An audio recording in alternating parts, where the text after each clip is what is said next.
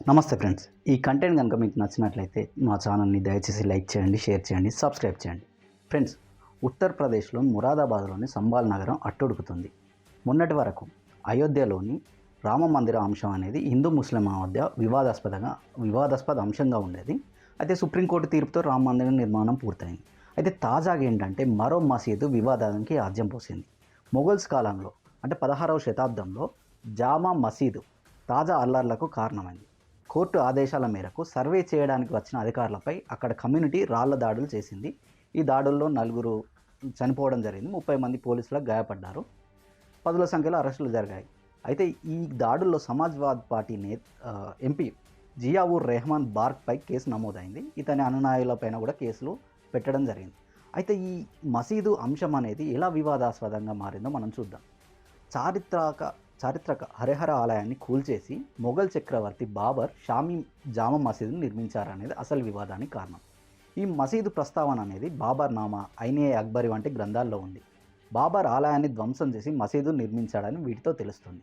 1526-27లో బాబర్ దండయాత్ర సమయంలో ఈ ఆలయం ధ్వంసమైనట్లు ఈ గ్రంథాలు పేర్కొన్నాయి. అయితే సంబాల్కు సంబంధించి మరో ఇంట్రెస్టింగ్ అంశం ఒకటి ఉంటుంది. హిందూ పురాణంలో మహావిష్ణువు 10వ అవతారం కల్కి అవతారం ఈ సంబాల్ నగరంలో జన్మిస్తాడనేది హిందువుల నమ్మకం. కల్కి అవతారం కలియుగాన్ని అంతం చేస్తుందని మనం చెప్పబడుతుంది. అయితే ఈ కేసు ఎలా ప్రారంభమైందో చూద్దాం. లాయర్ విష్ణు శంకర్ జైన్ జామా మసీదుపై కోర్టులో కేసు ఫైల్ చేశాడు. ప్రస్తుతం ఇతనే జ్ఞానవాపి మసీదు మధురలోని శ్రీకృష్ణ జన్మభూమి కేసుని వాదిస్తున్నాడు.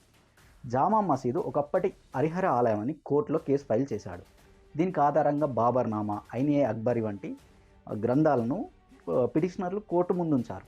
ఈ ఆలయాన్ని హిందూ పౌరాణికంతో సంబంధం ఉన్న ఆర్కిటెక్చర్ విశ్వకర్మ నిర్మించాడనేది పిటిషన్లో పేర్కొనడం జరిగింది. బాబర్ సైన్యం ఇస్లాం ఆధిపత్యం కోసం ఈ ఆలయాన్ని ధ్వంసం చేసినట్లు పిటిషనర్లు కోర్టు ముందు ఆధారాలు సమర్పించారు.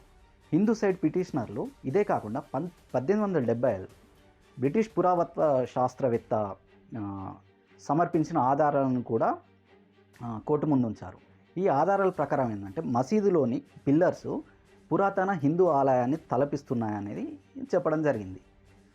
ఆర్కియాలజీ సర్వే ఆఫ్ ఇండియా నివేదిక కూడా ఈ మసీదులోని వివిధ ప్రాంతాలు హిందూ ఆలయ అవశేషాలను కలిగి ఉన్నాయని చెప్పింది. 1875లో ఈ నివేదిక ఒక శాసనాన్ని ప్రస్తావించింది. షాహీ మసీదు నిర్మాణం 1526లో పూర్తయిందని, బాబర్ ఆస్థానంలోని మీర్ హింద్ బేగ్ పూర్తి చేసినట్లు చెప్పింది. ఇతనే ఈ హిందూ ఆలయాన్ని మసీదుగా మార్చాడనేది ఈ పురాతన గ్రంథాలు చెప్పడం జరుగుతున్నాయి. ఇదే కాకుండా ప్రముఖ హిస్టారియన్స్ మీనాక్షి జైన్, శ్రీరామ్ వర్మ వంటి వారు కూడా షాహీ జామా మసీద్ ఒకప్పుడు హిందూ ఆలయం అని చెబుతున్నారు. 1940లో చరిత్రకారుడు శ్రీరామ్ వర్మ రచించిన religious policy of the Mughal ఎంపరర్స్లో కూడా ఈ హిందూ ఆలయాన్ని హిందూ బేగ్ అనే వ్యక్తి కూల్చాడని చెప్పడం జరిగింది. అయితే తాజాగా ఈ అంశం ఎందుకు ముందుకు వచ్చిందంటే నవంబర్ 19న 2024లో మసీదును సర్వే చేపట్టాలని కోర్టు ఆదేశించింది. దీనికి సంబంధించి అడ్వకేట్ కమిషనర్ రమేష్ రాఘవ్ను నియమించింది. అదే రోజు సర్వే చేశారు. ఇంత వేగంగా సర్వే చేయడం ఏంటని ముస్లిం కమ్యూనిటీ ప్రశ్నించడం జరిగింది. ముస్లింలు చెప్పేది ఏంటంటే 1991 ప్రార్థనా స్థలాల చట్టాన్ని లేవనెత్తారు. ఈ చట్టం ప్రకారం ఆగస్టు 15, 1947 వరకు ఎలాంటి మత ప్రాంతాలు ఉన్నాయో ఆ స్థితిని మార్చొద్దనేది ఈ చట్టం ఉద్దేశం. అయితే నవంబర్ 24న రెండోసారి సర్వే చేయడానికి వచ్చినప్పుడే మొత్తం ఈ గందరగోళం అంతా నెలకొంది, అల్లర్లు మొదలయ్యాయి. అప్పుడే వేల సంఖ్యలో గుమిగూడిన ఆందోళనకారులు పోలీసుల పైన రాళ్ళు రువ్వడం ప్రారంభించారు. పోలీసులు కూడా టీఆర్ గ్యాస్ ఫైర్ చేశారు, ఫైరింగ్ ఓపెన్ చేయాల్సి వచ్చింది. ఈ ఘటనలో 4 యువకులు మరణించారు. దీంతో ఏంటంటే మొత్తం ఈ వివాదం అనేది పొలిటికల్ టర్న్ తీసుకుంది. ఈ అల్లర్ల నేపథ్యం ఇప్పుడు దేశవ్యాప్తంగా చర్చనీయాంశంగా మారింది. యూపీ ప్రభుత్వం సంబాల్లో ఇంటర్నెట్ను బంద్ చేసింది, స్కూళ్లకు సెలవులను ఇచ్చింది. హింసకు పాల్పడిన వారిపై జాతీయ భద్రతా చట్టాన్ని మోపింది.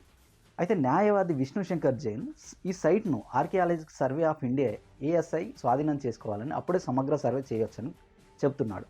ఈ వివాదం మొత్తం రాజకీయ దుమారానికి కారణమైంది. ప్రతిపక్ష సమాజ్వాదీ పార్టీ నేత అఖిలేష్ యాదవ్ మాట్లాడుతూ యూపీలో బై ఎలక్షన్ అవకతవకలను పక్కదారి పట్టించేందుకే ఈ బీజేపీ అనేది ఈ అల్లర్లను ప్రేరేపిస్తుందని ఆరోపించాడు.